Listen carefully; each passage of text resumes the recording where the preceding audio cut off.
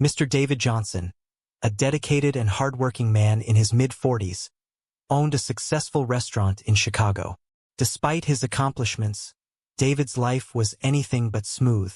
His marriage with Rebecca, a materialistic woman in her mid-30s, was crumbling under the weight of neglect and mistrust. Rebecca, feeling abandoned by David's relentless work schedule, had sought solace in the arms of another man, Anthony, who posed as a chef but was involved in shady dealings. Emily, a resilient dishwasher in her mid-20s, worked quietly in the background of David's bustling restaurant. Despite her low profile, Emily harbored a complex past filled with wealth, betrayal, and a tragic loss. She endured the taunts from Michael, the principal bartender also in his mid-20s, who often picked on her out of sheer habit rather than malice. One late evening, after a particularly grueling day, David sat in his office, his mind swirling with thoughts of his failing marriage and the overwhelming demands of his business. The restaurant was almost empty, with only a few staff members left cleaning up. David sighed deeply, feeling the weight of his responsibilities bearing down on him. Just then, Emily entered the office, hesitant but determined. "Mr. Johnson, you asked to see me?" she asked, her voice steady despite the turmoil inside her. David looked up, his tired eyes meeting hers. "Yes, Emily. I need your help with something unusual," he began, unsure how to explain his desperate plan. "I have an important meeting with some suppliers tomorrow, and I need you to pose as my wife." Emily's eyes widened in surprise. "Pose as your wife? But why me?" David ran a hand through his hair, exasperated. "Rebecca won't be able to make it, and these suppliers are crucial. They need to believe we're a united front. I know it's a lot to ask, but you're the only one I can trust with this." Emily hesitated, her mind racing. She had her reasons for staying under the radar, but she also understood the gravity of the situation. "All right, Mr. Johnson. I'll do it," she agreed finally. The next morning, Emily dressed in her best attire, ready to play her part. The suppliers, led by Anthony, arrived promptly. Anthony, mid-40s and with a veneer of charm, greeted David warmly. "Mr. Johnson, it's a pleasure to see you. And this must be your lovely wife," he said, turning to Emily with a smile that didn't reach his eyes. Emily nodded, trying to mask her discomfort. "Yes, it's nice to meet you," she replied, her voice steady. As the meeting progressed, Emily couldn't shake the feeling that something was off. The contract Anthony presented was filled with legal jargon and fine print, but Emily's sharp eyes caught something unusual. She glanced at David, who was too engrossed in the discussion to notice her unease. "Mr. Johnson, may I have a look at the contract?" she asked, her tone firm but polite. David paused, surprised by her request, but handed her the document. Emily scanned the pages quickly, her heart pounding as she realized the truth. "David, there's something wrong with this contract. It mentions shipments from Morocco, but there are inconsistencies in the details." Anthony's smile faltered for a moment before he quickly recovered. "Oh, those are just minor details. Nothing to worry about." Emily looked directly at David. "No, these aren't minor. This contract could get us into serious trouble." David's expression hardened as he turned to Anthony. "Explain these inconsistencies, Anthony." Anthony's demeanor shifted, revealing a hint of the deceit he had tried to conceal. "It's just a misunderstanding, Mr. Johnson. I'm sure we can clear this up." But Emily wasn't convinced. "I think we need to involve legal counsel before we proceed," she insisted. The tension in the room was palpable as David realized the gravity of the situation. "You're right, Emily. This meeting is over. We'll review the contract with our lawyer." Anthony's facade of charm cracked, and he gathered his papers hastily. "Very well, Mr. Johnson. We'll be in touch." As the suppliers left, David turned to Emily, gratitude and concern evident in his eyes. "Thank you, Emily. You may have just saved us from a disaster." Emily nodded, her mind still racing with the implications of what she had uncovered. The encounter had revealed more than just a shady deal. It hinted at deeper betrayals yet to be unearthed. She couldn't shake the feeling that this was just the beginning of something far more complex and dangerous.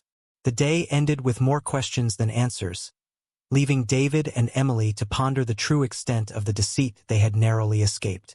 The suspense hung heavy in the air, foreshadowing the twists and turns that lay ahead. The following day, the atmosphere in the restaurant was tense. David Johnson couldn't shake the nagging feeling that something was terribly wrong.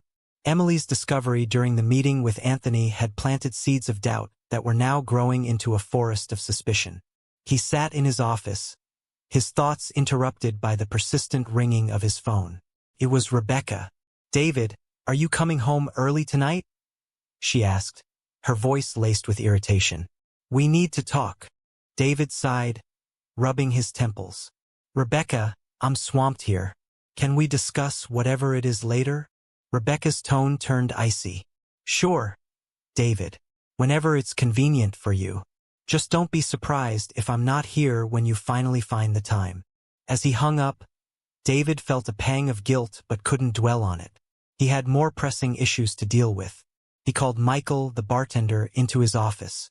"Michael, I need you to keep an eye on things around here.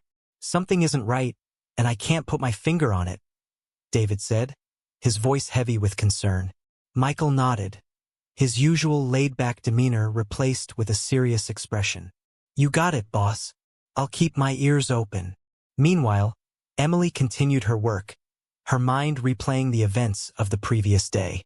She couldn't shake the feeling that Anthony's contract was just the tip of the iceberg. As she scrubbed pots and pans, she overheard snippets of conversation between the staff. The name Anthony came up more than once, each mention sending a shiver down her spine. Later that afternoon, Emily found herself alone in the kitchen with Mrs. Smith, the elderly cleaner who had been with the restaurant for years. Mrs. Smith had seen and heard everything that happened within those walls, and her sharp eyes missed nothing. "Emily, dear, you look troubled," Mrs. Smith said, her voice gentle but probing. Emily hesitated but then decided to confide in her. "Mrs. Smith, do you know anything about Anthony, the supplier? He seems off." Mrs. Smith's eyes narrowed. "Anthony? Oh, he's trouble, that one. I've heard whispers that he's involved in some shady business. You be careful, Emily. Men like him are dangerous."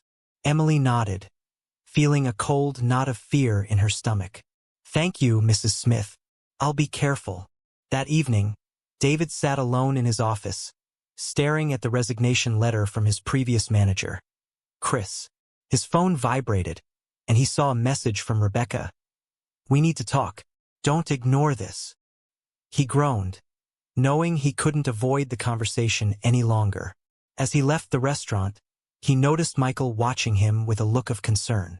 "Everything okay, Mr. Johnson?" Michael asked. David forced a smile. "Just personal stuff. Keep an eye on things, all right?" Michael nodded, watching as David left. At home, Rebecca was waiting for him, her arms crossed and her expression stormy. "David, we need to talk about us. This distance between us is unbearable." David sighed, feeling the weight of the day's stress on his shoulders. "Rebecca, I know things have been tough. The restaurant takes up so much of my time, but I'm trying my best." Rebecca's eyes flashed with anger. "Your best?" "David, I'm lonely." "I feel like I'm living with a stranger. And there's something else." She trailed off, her voice breaking. David's heart sank. "What is it, Rebecca?" She looked away, tears in her eyes. "I've been seeing someone else. I didn't plan for it to happen, but it did." David felt a rush of emotions. Anger, betrayal, and a deep, aching sadness. "Rebecca, how could you?" "I'm sorry, David." "I really am. But I need more than this life you're offering," she said, her voice trembling. David stood in silence, the reality of his crumbling marriage hitting him hard. "We need to figure out what to do next," he finally said, his voice barely above a whisper. Back at the restaurant, Emily decided to dig deeper into the suspicious contract. She stayed late, poring over the documents in the dim light of the kitchen. Michael noticed her and approached, his curiosity piqued. "Emily, what are you doing here so late?" he asked. Emily looked up, her eyes filled with determination. Michael, there's something wrong with this contract. I think Anthony is involved in something illegal, and I need to find out what. Michael sat down beside her, his interest growing. Tell me everything. As Emily explained her suspicions, Michael listened intently. We need to be careful. If Anthony is as dangerous as you think, we could be in serious trouble, he said. Emily nodded. I know, but we can't just let this go. We need to gather evidence and show it to David. Together, they formulated a plan to uncover the truth. The suspense of their investigation hung heavy in the air, each passing moment bringing them closer to uncovering the depth of Anthony's deceit. Little did they know, the true extent of the betrayal waiting to be revealed would shock them all. The next few days were filled with tension and anticipation. Emily and Michael continued their covert investigation, meticulously examining the contract and looking for any clues that might expose Anthony's illegal activities. They knew they had to tread carefully, as any wrong move could alert Anthony and put them all in danger. Emily spent her evenings at the local library, researching the company names and suppliers mentioned in the contract. She discovered that Sunny Spices was indeed a non-existent entity, and the addresses provided were linked to abandoned warehouses. This only solidified her suspicions that Anthony was running a smuggling operation under the guise of spice trading. One afternoon, Emily and Michael met in the storeroom to discuss their findings. Michael, I found out that Sunny Spices doesn't exist. The addresses in the contract lead to empty buildings, Emily said, her voice urgent. Michael frowned. This is worse than we thought. We need to bring this to David, but we have to make sure we have enough evidence to convince him. As they spoke, they didn't notice Mrs. Smith quietly entering the room to clean. She overheard their conversation and approached them. I couldn't help but hear what you two were talking about. If you're trying to take down Anthony, you need to be very careful. He has connections that could make this very dangerous for you both. Emily and Michael exchanged a worried glance but nodded in agreement. Thank you, Mrs. Smith. We'll be cautious, Emily said. That evening, David returned home to find Rebecca packing her bags. What are you doing? He asked, panic rising in his chest. I'm leaving, David. I can't do this anymore. I'm moving in with Anthony, Rebecca said, her voice firm despite the tears in her eyes. David felt a wave of anger and betrayal. Anthony? The supplier? Rebecca, do you even know who he really is? Rebecca hesitated, looking away. I know enough. He's promised me a better life, one where I'm not alone all the time. David's anger gave way to a cold determination. Rebecca, you don't know what you're getting into. Anthony is involved in something illegal. He's using you. Rebecca's eyes widened in shock. What are you talking about? Emily and Michael have been investigating him. They found out that his company is a front for smuggling drugs. You're walking into a trap, David explained, his voice shaking with urgency. Rebecca stood still, her face pale. I don't know what to believe anymore. Believe me, Rebecca. For once, trust me. Stay here tonight, and tomorrow we'll figure this out together, David pleaded. Reluctantly, Rebecca agreed, setting her bags aside. David felt a small sense of relief but knew they were far from out of the woods. The next morning, David called an emergency meeting at the restaurant. He gathered Emily, Michael, and Rebecca in his office. We need to bring this to the authorities, but we have to make sure we have everything we need. Emily, Michael, what do you have so far? Emily laid out the documents she had gathered. We found multiple inconsistencies and connections to illegal activities. This contract is just a cover for smuggling drugs. We need to go to the police with this evidence. Michael nodded in agreement. But we have to be careful. If Anthony finds out we're onto him, he won't hesitate to come after us. Rebecca, still reeling from the revelations, spoke up. I had no idea. I thought Anthony was just trying to help me. What do we do now? David took a deep breath, his mind racing with the implications. We need to gather as much evidence as we can before going to the police. We need to make sure our case is airtight so that Anthony can't wriggle his way out of this. The plan was set in motion. Emily and Michael would continue their investigation, this time with Rebecca's help. She agreed to contact Anthony under the guise of normalcy, hoping to gather more incriminating information without raising his suspicions. That evening, Rebecca met Anthony at a nearby cafe. She kept her composure, hiding her inner turmoil. "Anthony, I've been thinking about what you said. Maybe you're right. Maybe I do need to make a change," she said, her voice steady. Anthony smiled, pleased with her response. "I knew you'd come around, Rebecca. You're too good for that restaurant life." Rebecca forced a smile. "I need to tie up some loose ends first, though.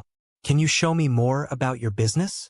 I want to understand what I'll be getting into." Anthony's eyes narrowed slightly, but he nodded. "Of course. I'll arrange for you to visit our main warehouse tomorrow. You'll see firsthand how we operate." Back at the restaurant, Emily and Michael anxiously awaited Rebecca's return. When she finally walked in, she shared the details of her conversation with Anthony. "He's taking me to their main warehouse tomorrow.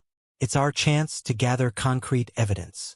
David's face was a mixture of relief and concern. "It's dangerous, Rebecca. Are you sure you're up for this?" Rebecca nodded, her resolve strengthening. "I have to do this, David.